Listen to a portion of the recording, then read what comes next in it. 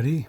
Welcome back to The Little Game Helper, the podcast where we explore small games, hidden gems, and experiences that stick with you long after you finish playing them. Today's game is quiet. Very quiet. No explosions, no giant boss fights, no loot rarity colors. Just you, a ship, and the endless stars. We're talking about Alone Among the Stars, and this might be one of the most peaceful games we've ever covered. What is Alone Among the Stars? Alone Among the Stars is a solo journaling RPG about traveling through space after a great war. You play a lone explorer wandering the galaxy, visiting strange worlds, recording what you discover, and trying to find beauty in the quiet parts of the universe. That's it. No combat system, no leveling, no winning, just exploration, and honestly, that simplicity is what makes it special. How the game works. The game itself is incredibly easy to play. All you really need is the game rules, a standard deck of cards, and something to write with. You draw cards. The cards give you prompts. Those prompts help describe new planets, strange discoveries, alien environments, the little moments during your journey. Then you write about what your traveler experiences. That's the game, and somehow it creates stories that feel surprisingly personable. The core experience of playing Alone Among the Stars. It feels less like playing the game and more like keeping a travel journal at the edge of the universe. One card might inspire a frozen ocean beneath green skies. Another might become a dead civilization taken over by growing vines. Or maybe even a tiny cafe floating beside a gas giant where nobody asks your name. The game gives you structure, but leaves you room for your imagination to breathe, and that's where the magic happens. This game is calm, not boring, calm. There's a huge difference. Alone Among the Stars understands that space is enormous, mysterious, and often lonely. But it also understands that loneliness isn't always sad. Sometimes it's peaceful. Sometimes it's reflective. Sometimes it's just sitting quietly beneath alien stars while your spaceship cools down and you realize, wow, I really need to take another break.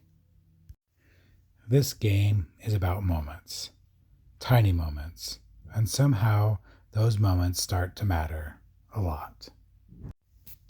One of the coolest things about Alone Among the Stars is how much emotional weight it creates, using almost nothing. There's no complicated mechanics, no giant rulebook, no tactical system. But after a few sessions, you start caring deeply about your traveler, their memories, their loneliness, and their hope. You begin connecting with places together. You remember planets you visited earlier. You start building your own little galaxy without even realizing it. And because it's solo, the experience feels incredibly personable. No two journeys are exactly the same. Now, if the phrase journaling RPG makes you nervous, don't worry. You don't need to be a writer, a poet, or secretly preparing the next great science fiction novel. You can write long descriptions, short notes, bullet points, tiny observations, whatever works for you. Some players write pages. Some write planet cold, weird birds, soup was bad. Both are valid. Honestly, the bad soup planet sounds memorable. The atmosphere is where this game truly shines. There's a gentle melancholy to it. You're traveling after war. The universe has scars. Some worlds are thriving. Others are abandoned. Some are strange beyond understanding. And through it all, your traveler keeps moving, keeps exploring, keeps searching for something. Maybe meaning, maybe peace, maybe just somewhere to stop for a while. It feels deeply human, even when surrounded by alien worlds. There is a funny side, so despite the reflective tone, the game can also be unintentionally hilarious, because eventually your prompts will combine into complete nonsense. You'll draw cards and suddenly discover a planet entirely covered in giant mushrooms, populated by telepathic crabs that worship old vending machine. And now that's canon. Congratulations, you live there now. Solo RPGs are wonderful because your brain eventually starts improvising faster than your dignity can keep up.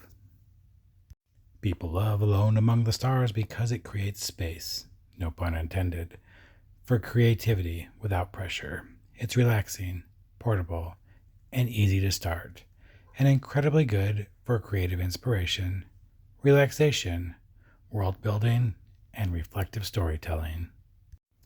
It's also fantastic if you don't have a group to play, want some quiet solo play, or just need a calm gaming experience. Sometimes you don't want combat. Sometimes you just want to wonder. This game understands that. Alone Among the Stars is small, simple, and beautiful. It proves you don't need giant mechanics or complicated systems to create meaningful stories. Sometimes all you need is a deck of cards, a quiet moment, and a universe waiting to be explored.